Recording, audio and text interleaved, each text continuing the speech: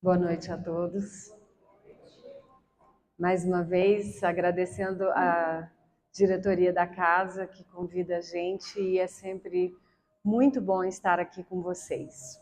Hoje eu vou pedir desculpas porque a Liz me convidou e eu cometi o grave erro de não anotar na minha agenda. E aí hoje de manhã ela falou, olha, você vai dar a palestra? E eu falei, pelo amor de Deus, não estava anotado. E aí ela tinha me pedido um tema, mas infelizmente eu não tive tempo hábil para desenvolver esse tema.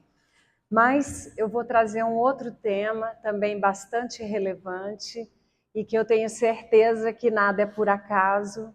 Então, se isso aconteceu, talvez o outro tema seja de maior importância nesse momento para a maioria.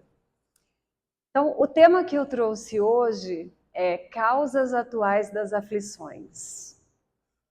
E é interessante porque a nossa vida é uma vida de aflitos. Nós habitamos um planeta de provas e expiações e o que a gente vive todos os dias, quando a gente acorda, a gente já começa dentro das nossas aflições. Alguns mais aflitos, outros menos. No entanto, a gente às vezes fica se sentindo mal por conta das aflições. E seria o contrário, quando a gente percebe que essas aflições são tão educativas, são tão maravilhosas na nossa vida, conduzem à nossa maturidade, né? Então, a doutrina, ela traz isso para a gente de uma maneira muito interessante. Eu vou ler para vocês um trecho do Evangelho. Bem-aventurados os que choram, pois que serão consolados. Bem-aventurados os famintos e os sequiosos de justiça, pois que serão saciados. Bem-aventurados os que sofrem perseguição pela justiça, pois que é deles o reino dos céus. Está em Mateus, capítulo 5. Bem-aventurados vós que sois pobres, porque vosso é o reino dos céus. Bem-aventurados vós que agora tendes fome, porque sereis saciados. Ditosos sois vós que agora chorais, porque rireis. Esse está em Lucas. Mas ai de vós, ricos, que tendes no mundo a vossa consolação. Ai de vós que estáis saciados, porque tereis fome. Ai de vós que agora rides, porque sereis constrangidos a gemer e a chorar. Está em Lucas também.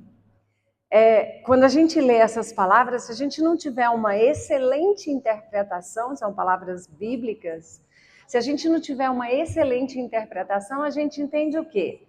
Que somente quem chora hoje é que vai rir. Ou então a gente entende que nós que vivemos uma vida mais tranquila, vamos ser constrangidos a chorar futuramente. Então, será que é isso que está sendo dito? Será que é esse o ensinamento? E é aí que a gente entra para entender melhor o que Jesus sempre quis nos dizer. Ele sempre quis nos dizer que sofrimento gera aprendizado. Ele sempre quis que nós estivéssemos conscientes que quando somos submetidos a situações de grandes dificuldades, nós estamos simplesmente recebendo a misericórdia do Pai em nossas vidas. Porque como somos espíritos imperfeitos, a única maneira da gente crescer é a gente ser desafiado ao crescimento. E como nós somos desafiados ao crescimento? Espíritos como nós, precisamos da dor, precisamos das dificuldades, para que a gente possa entender o quanto de estrada nós temos ainda pela frente. Então, nós somos desafiados justamente a lutar contra as chagas que fazem parte da nossa composição moral de hoje, espíritos imperfeitos. Então, nós temos o egoísmo, a vaidade, a soberba, a inveja, tudo isso faz parte da nossa vida. E aí essas essas armadilhas acabam fazendo a gente tropeçar e cair. E aí a gente tropeça e cai, esfola o joelho, e só depois que a gente esfola o joelho é que a gente descobre que dói. Quando vocês pegam aquelas crianças que a mãe não deixa ir no chão, essas crianças não sabem sofrer, porque elas não se machucam, então elas desconhecem a dor. E aí elas vão para qualquer coisa, porque elas não têm medo. Mas quando nós experimentamos situações que fazem com que a gente sinta dor, a gente automaticamente aprende a se proteger. Então é interessante isso, o quanto a dor é educativa na nossa vida e o quanto nós somos ou não merecedores de viver essas situações que desafiam. E aí a gente fala das aflições. Por quê? Porque as aflições são presentes de Deus. E a gente sabe que tem dois tipos de aflição principal.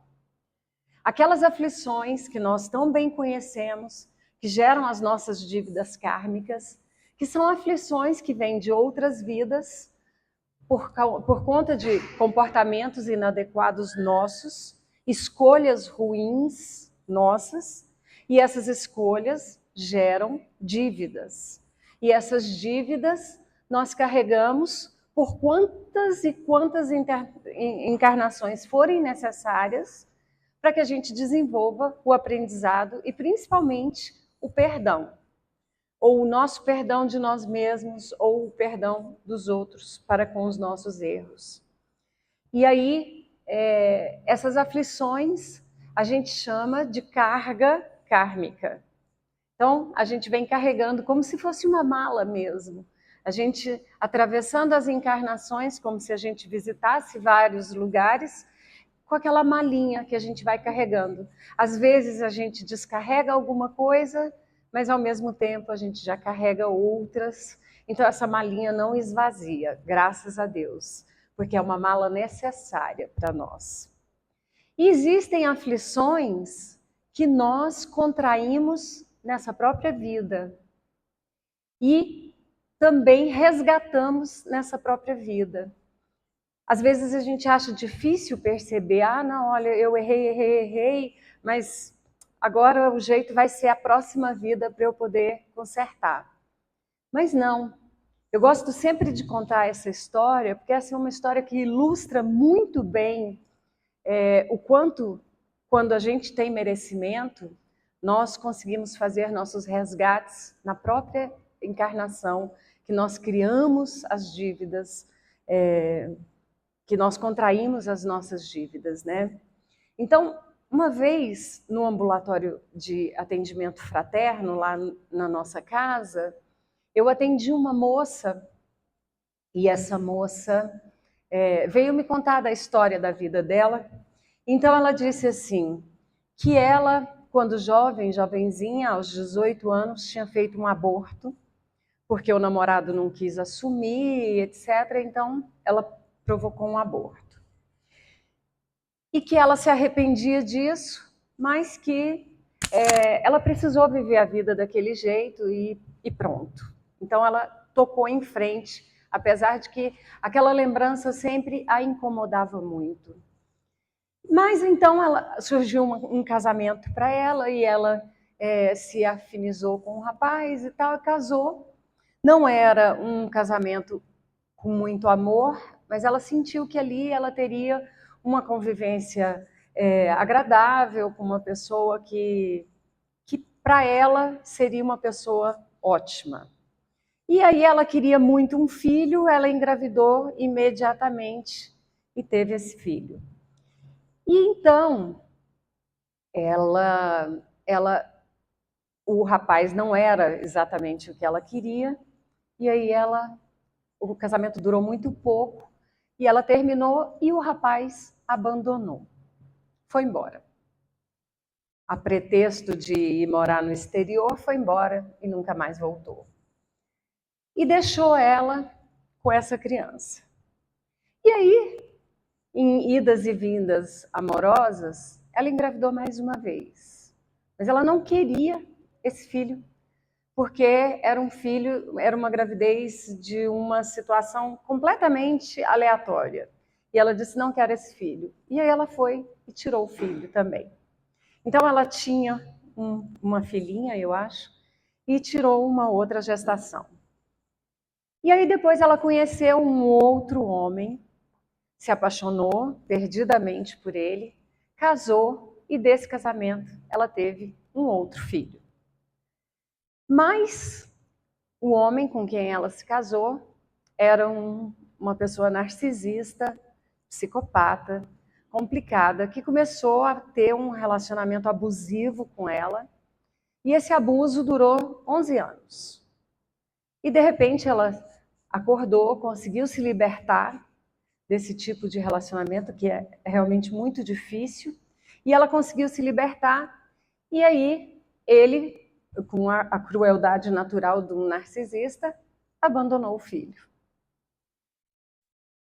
E vejam bem, ela se viu sozinha na criação, com a responsabilidade da criação de 2 filhos.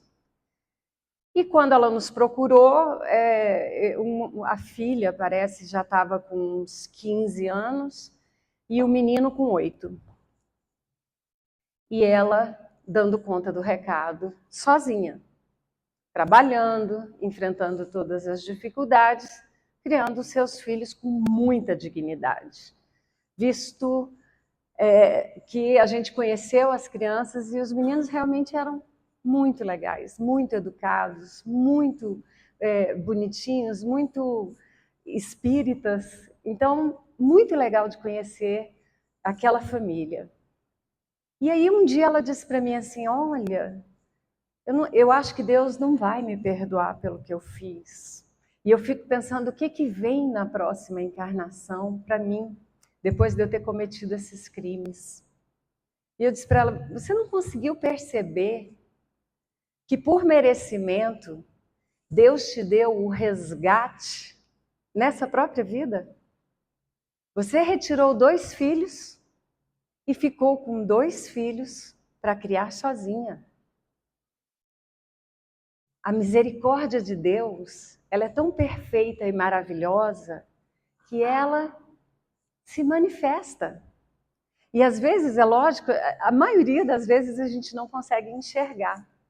Mas esse é um resgate de uma aflição que nós contraímos na mesma vida em que a oportunidade do resgate acontece.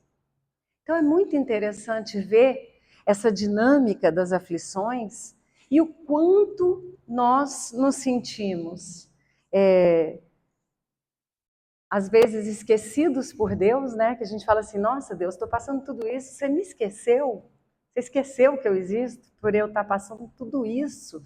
E parece que eu não tenho proteção, parece que eu não tenho nada, né? Então a gente se vitimiza muito, mas a gente não consegue perceber, a gente não tem os olhos para perceber que a misericórdia de Deus está atuando ali naquele momento e que a gente está resgatando com dignidade as nossas próprias faltas. Então é interessante ver isso, né? Tem um trecho interessante no Evangelho que fala assim, quantos homens caem por sua própria culpa? 100%. Todos nós caímos por nossa própria culpa, por nossa imprevidência, por nosso orgulho, por nossa ambição. A gente se arruína, a gente se escraviza, a gente se liga a pessoas erradas, uniões, às vezes, que não são amorosas, são por interesse material, na grande maioria das vezes. E assim, a gente se envolve em guerras, em disputas, em montes de situações, e tudo isso a gente faz por vontade própria. E aí a gente interroga a nossa consciência. A gente diz, nossa, quem nunca falou isso? Gente, se eu tivesse feito diferente. É aquele segundo de lucidez em que a nossa consciência fala alto e diz pra gente, olha, já que você pensou em fazer diferente, faça de agora em diante. Mas normalmente a gente não faz, a gente pensa, eu devia ter feito diferente, mas a gente incorre no erro. E é necessário incorrer no mesmo erro quantas vezes a gente precisar para que a gente possa aprender. Então, todas as vezes que a gente se perguntar, podia ter feito diferente, lembra disso e faz diferente. Passa a fazer diferente. E aí, o Espiritismo dá para a gente as respostas que a gente tanto precisa para entender os nossos sofrimentos. Eu gosto sempre de falar contando histórias, porque eu acho que as histórias fazem a gente guardar essa educação que vem de Jesus, principalmente. Então, histórias de Jesus são sempre muito ricas. Tem um médico mineiro chamado Andrei Moreira, e ele publica muitos livros espíritas. E ele é da Associação Médica Mineira, e ele publicou um livro chamado Alto Amor. Esse livro é fantástico. Ele coloca a vida das pessoas envolvidas com Jesus e ele interpreta à luz da doutrina espírita e à luz da psicologia cada passagem. E aí eu trouxe para vocês uma passagem que nos educa com relação à vivência das nossas aflições. Então, todos vocês provavelmente já ouviram falar da história de Lázaro. Mas a gente nunca se aprofunda na educação que as histórias trazem, que as parábolas, que as mensagens. Então, Andrei traz essa interpretação e eu trouxe essa interpretação para vocês. Então, vamos lá. Lázaro, a primeira dúvida que a gente tem, né? Eu nasci num lar católico e virei espírita depois de um tempo. E a minha família inteira se converteu ao espiritismo, à exceção de um irmão. Mas eu fiz primeira comunhão, crisma, né? Aquelas coisas todas. E eu ouvia as irmãs, eu estudei em colégio de freiras, né? E eu ouvi as irmãs dizendo que Lázaro era um ressuscitado. Então a gente escuta sobre a ressurreição de Lázaro. E aí a pergunta: Lázaro é um espírito da mesma envergadura de Jesus, a ponto de merecer a ressurreição? Então nós entramos no estudo dessa história para a gente poder entender qual a mensagem verdadeira que Jesus quis nos deixar. Então vejam, Lázaro não ressuscitou. Essa é a verdade mais verdadeira que existe. Mas nós vamos entender por que ele não ressuscitou. Então, quem era Lázaro? Lázaro era irmão de Maria e Marta. E vivia numa aldeia chamada Betânia. E Lázaro adoece rapidamente. Ele é vitimado por um mal súbito, adoece e definha muito rapidamente. Maria, vendo que Lázaro estava muito doente, manda chamar Jesus. Fala, vem porque você tem que acudir Lázaro, meu irmão, né? Só que Jesus estava em uma aldeia a 40 quilômetros de Betânia. E Jesus estava trabalhando. Ele já estava naquele período entre os 30 e os 33 anos que ele trabalhou bastante. E aí Jesus estava pregando nessa outra aldeia. O mensageiro que foi chamar Jesus demorou 2 dias para chegar na aldeia. Chegou na aldeia, avisou Jesus e Jesus demorou 2 dias para voltar, para chegar em Betânia. Ou seja, passaram-se 4 dias e Lázaro desencarnou, entre aspas. Todo mundo acreditava na desencarnação de Lázaro. Ok. Quando Jesus chegou, então vejam, é uma história que a cada passo dela nós buscamos uma interpretação e é muito interessante a gente ver como a gente se identifica e como as nossas aflições estão presentes nessa história.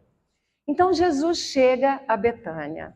A primeira coisa que acontece quando Jesus chega a Betânia é Maria vir ao seu encontro chorando, em pranto, dizendo, Jesus, você não chegou a tempo. Lázaro desencarnou. E Jesus pega as mãos de Maria e chora copiosamente. E aí a gente pergunta assim, uai, que coisa estranha. Jesus chorar por alguém, porque alguém morreu? A gente está aprendendo tanto que a morte é só uma passagem. Jesus apegado? Que imagem é essa?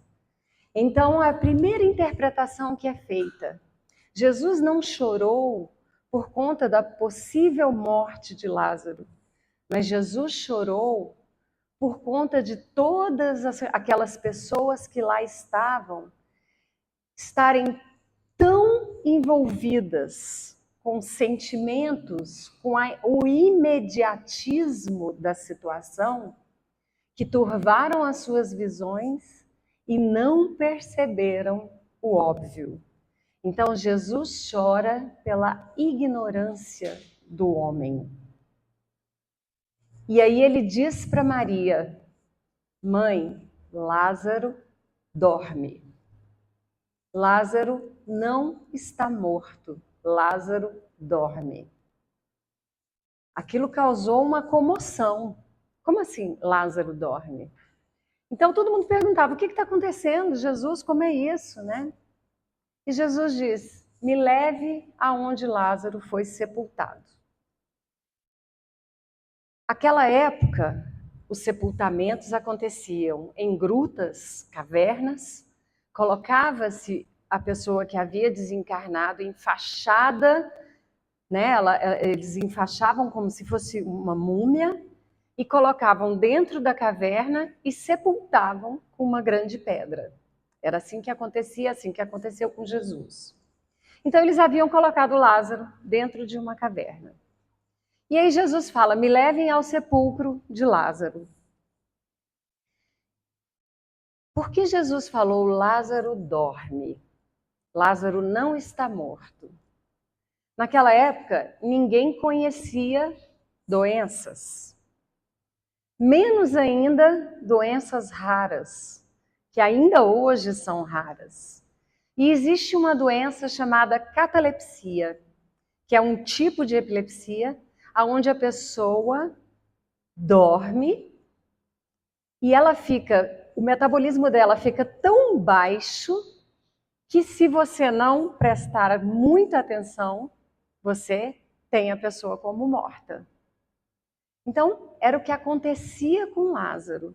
Só que como as pessoas estavam tão excitadas com aquela situação, ninguém teve os olhos de ver. E chegaram ao cúmulo de não perceber e enterrar Lázaro, né? Enterrar não, sepultar. Bom, Jesus então pede que seja levado ao sepulcro de Lázaro e as pessoas vão junto com ele, porque todo mundo pensou, agora vem um milagre. Jesus já fazia milagres naquela época, então todo mundo falou, opa, agora vem um milagre. Certo, então as pessoas foram com Jesus. Ao chegarem no sepulcro de Lázaro, Jesus diz, amigos, tirem a pedra. Então aqui cabem duas grandes reflexões. Quando nós estamos com grandes problemas emocionais, qual que é a nossa tendência? A gente se fecha, como se fôssemos caramujos, como se fôssemos aquela tartaruga que entra para dentro do casco. Esse é um comportamento muito natural nosso. É como se a gente se colocasse dentro da gruta e nos sepultássemos.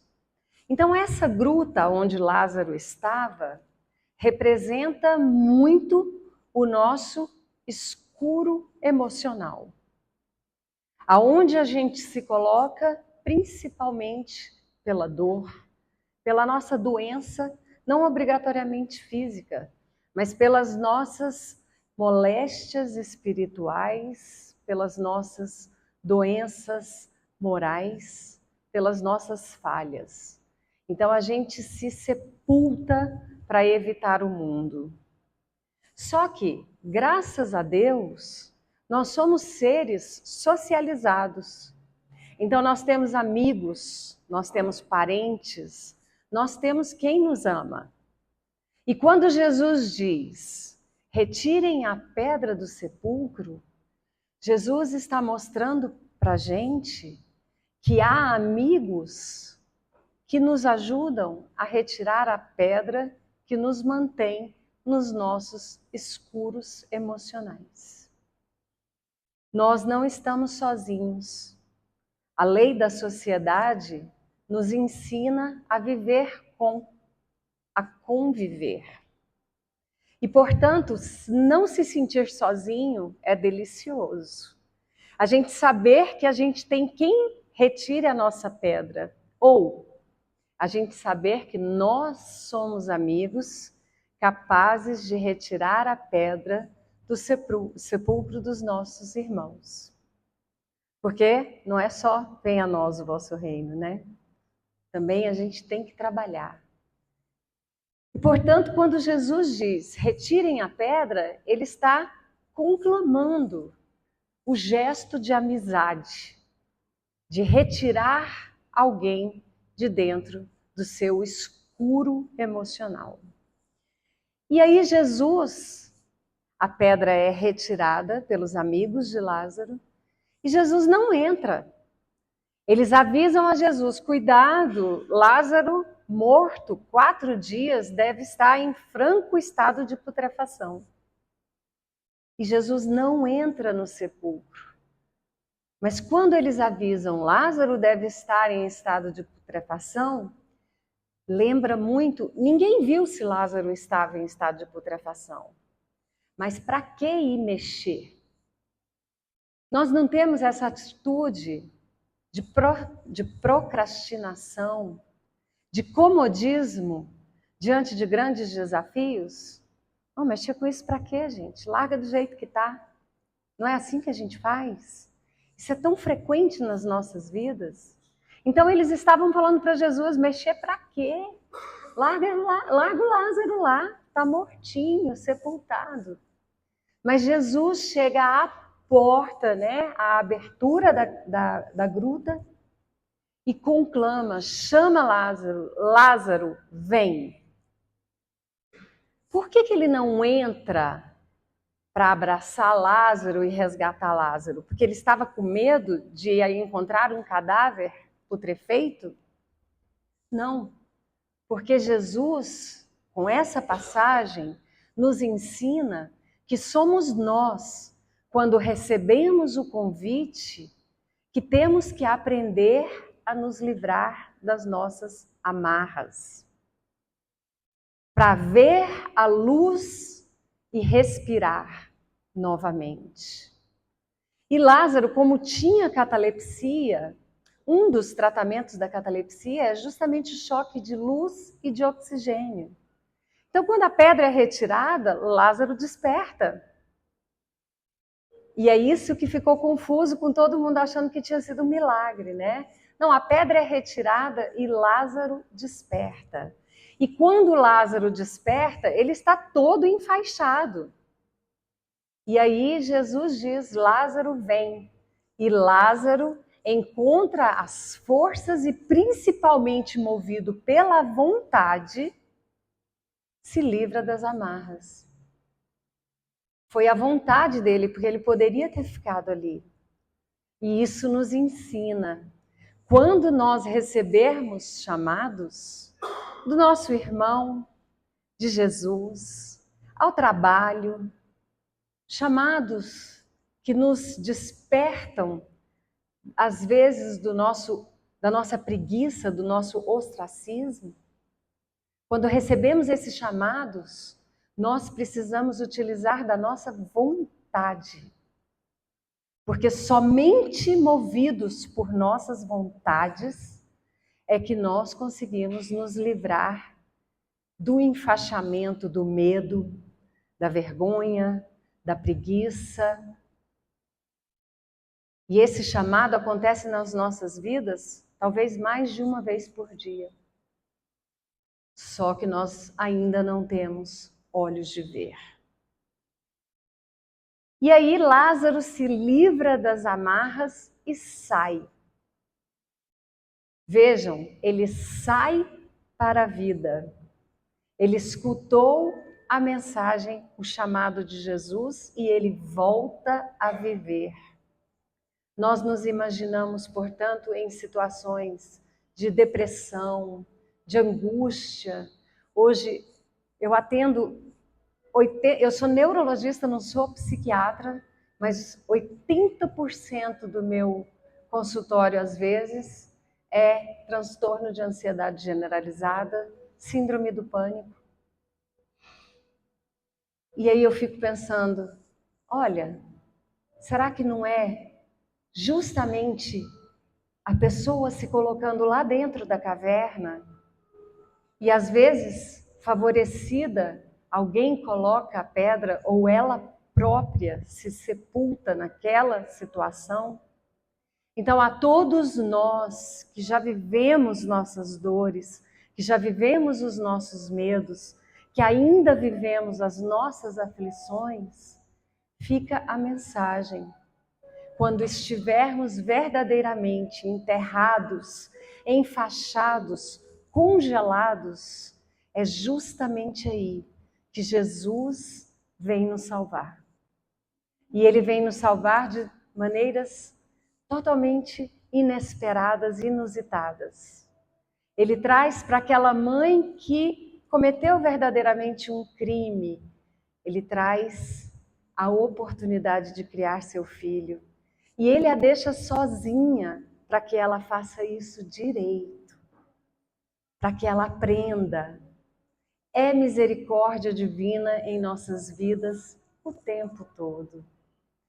E que nós temos dificuldade de perceber, mas nós não estamos embalsamados, nós não estamos enfaixados. A gente usa a nossa vontade ao nosso favor. Que nós possamos entender esses chamados todos os dias, chamados do nosso corpo, chamados da nossa alma, chamados à reflexão, chamados a sair da caverna, convidados para, pela misericórdia do Pai, para retornar à luz. E poucos de nós vão entender, mas as experiências se repetirão, porque todos nós estamos fadados à perfeição. Foi assim que Deus nos criou, neste caminho que não tem volta. O convite é exatamente esse. Retiramos as nossas pedras, aprendemos a retirar as pedras dos nossos irmãos, nos livramos das faixas psicológicas que nos sufocam, que restringem a nossa autonomia, usamos da nossa liberdade, principalmente do nosso livre-arbítrio, para conhecer as leis divinas e, de preferência, vivenciá-las em nossas vidas todos os dias. Retornamos à luz, só que dessa vez com consciência. E essa consciência nos educa todos os dias. E aí vem o final daquela mensagem que a gente leu no início. Felizes os aflitos, nós, porque serão consolados. E isso é o mais consolador que existe. Se nós utilizarmos da nossa fé, nós sabemos onde a gente vai parar. Nós vamos parar no melhor lugar que existe. E Jesus ainda completa: eu vos disse tais coisas para terdes paz em mim. No mundo tereis tribulações, mas tendes coragem, pois eu venci o mundo. Jesus sabe que nós temos diversidades enormes de desafios, mas Ele também sabe que nós somos capazes. Então, que seja essa mensagem de hoje, que todos nós possamos identificar quando nós estamos dentro das cavernas e que possamos, de alguma maneira, sair e acudir o nosso próximo também, nesse novo despertar para a luz, para a respiração, para a nova vida. Que assim seja. E agora nós vamos aproveitar essa atmosfera de tranquilidade, de paz, que aqui se encontra nesse salão. Vamos nos sentar confortavelmente, enquanto os nossos irmãos trabalhadores desta casa ministram o passe energético, que nós possamos receber neste momento aquilo que nós viemos buscar, mas principalmente que nós saibamos do nosso merecimento. Então estejamos todos neste momento conectados ao nosso querido Mestre Jesus. Mestre, pequenos somos diante da imensidão do seu amor. Mas estamos aqui em processo de contínuo aprendizado. Estamos aqui colocando os nossos corações abertos. Sabemos que o Senhor está aqui porque foi o Senhor mesmo que nos disse: aonde estiverem 2 ou mais corações ligados em meu nome, lá eu estarei. Portanto, a sua presença neste momento inunda os nossos corações de alegria. E nós estamos aqui te pedindo, através desse magnetismo gerado pelo passe, a cura das nossas feridas físicas, das nossas feridas emocionais, dos nossos deslizes espirituais. Que pelo menos nós sejamos capazes de perceber as nossas aflições e que possamos aprender com elas, assim nos tornando pessoas melhores, mas principalmente instrumentos melhores no trabalho da sua seara. Que nós possamos levar ao nosso irmão tudo aquilo que recebemos aqui. Visita, Mestre querido, os nossos lares, os nossos familiares, aqueles que tanto amamos e que neste momento padecem de dores que não conseguem controlar. Visita também, Mestre querido, os nossos irmãos em situação de rua, os nossos irmãos hospitalizados, os nossos irmãos encarcerados, aquelas crianças abandonadas e órfãs em instituições de caridade. Visita, querido amigo, todos aqueles que de ti tanto necessitam e conta conosco para emitir essa energia curativa para o mundo de hoje. Visita os nossos irmãos nas regiões de guerra e conflitos, que eles possam ser abençoados, mas que principalmente suas vidas não sejam em vão, que eles sirvam de exemplo para a humanidade, para que essa humanidade aprenda mais sobre o amor, que nós aprendamos sim a compartilhar, a abençoar, a querer bem, a desejar o melhor, e que os nossos irmãos possam receber de nós sempre tudo o que nós temos de bom para entregar. Mestre querido, muito felizes de estar aqui hoje, nós te agradecemos por todas as bênçãos recebidas. Te agradecemos pela paz que inunda nossa alma neste momento. Te agradecemos pelo amor e pelo conforto. E te pedimos, humildemente, sê conosco, hoje, agora e sempre. Que assim seja.